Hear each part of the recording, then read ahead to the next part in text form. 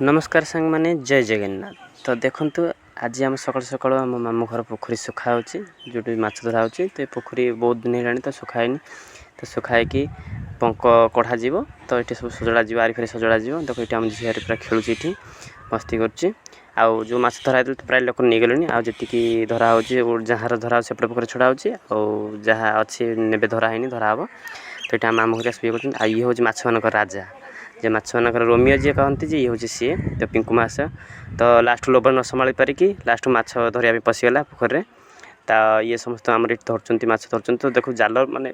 अल्प पानी अच्छी जेहेतु तो पंख होना तो जाल पकईकि धरिया बहुत कष्ट हो तो देखो देखना